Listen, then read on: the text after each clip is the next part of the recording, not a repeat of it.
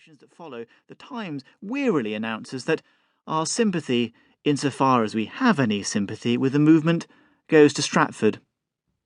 By then, however, Stratford is at crisis point. With quite remarkable cack-handedness, Flowers' agents have managed to promise the high point of the festival, a commemorative production of Hamlet, to two actors simultaneously: Samuel Phelps, the most esteemed English thespian of the age, and the dashing Frenchman Charles Fechter. No one appears to have noticed they are deadliest rivals. Grievously affronted, Phelps pulls out. Fechter dithers, then, sensing that a patriotic British public is not on his side, turns tail. In late March, with just a month to go, it looks as though Stratford will have no Shakespearean drama to put inside its luxuriously appointed Shakespearean pavilion. In everyone's minds is one of the most mortifying episodes in British literary history. 17 years earlier, in 1847, Shakespeare's birthplace on Henley Street was on the point, it was reported, of being sold to the American showman P.T. Barnum and shipped brick by brick to New York. Only after a last-minute campaign led by Charles Dickens and the actor William Charles Macready was national pride salved and the birthplace saved. With April 1864 just weeks away, history looks set for a farcical repeat. Punch publishes a tercentenary number, poking sarcastic fun at everything from the Athenaeum's priapic bardolatry to the saga of the rival memorials. As the big day approaches, an editorial in a London magazine plunges in the knife. Shakespeare has been commentated, expurgated, purified, nullified, annotated, edited, improved, disproved, approved, illustrated, painted, drawn, and quartered out of existence, it argues. Why should anyone bother to tercentenarise him too? When Saturday the 23rd of April finally dawned on the English Midlands, things were not as calamitous as many had feared. The one thing the Stratford Tercentenary Committee had not been responsible for, the weather, turned out beautifully.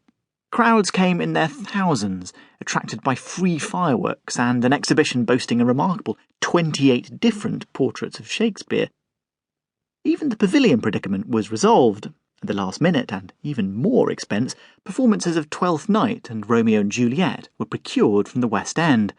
The grand opening banquet, each dish themed after a play, was accounted a success. Still, a bitter taste lingered, not least when an anonymous handbill appeared on Stratford's streets, pouring scorn on Flowers' efforts.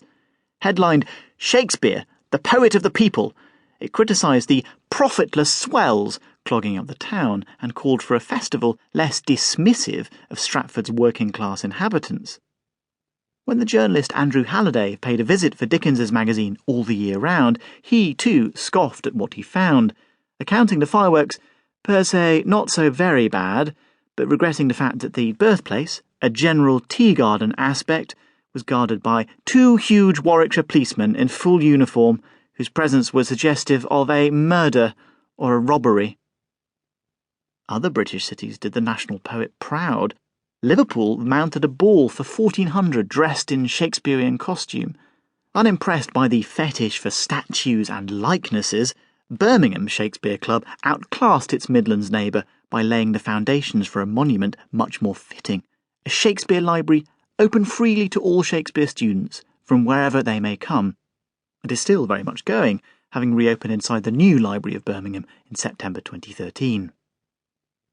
In London, however, the big day went wrong almost from the off. Dickson's committee produced a so-called official programme, but it was pointed out that nearly everything in it, from revivals of The Merchant of Venice at Sadler's Wells to Henry VI Part 2 at the Surrey Theatre in Lambeth, had been organised by other people.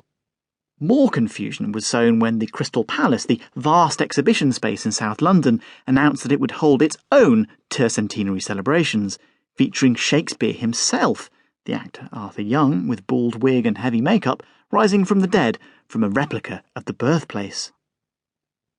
But the nadir came on Primrose Hill in North London, where yet another subcommittee, the Working Men's Shakespeare Committee, hurriedly formed to ensure something actually happened, had arranged to plant an oak sapling in Shakespeare's memory on the anniversary day itself.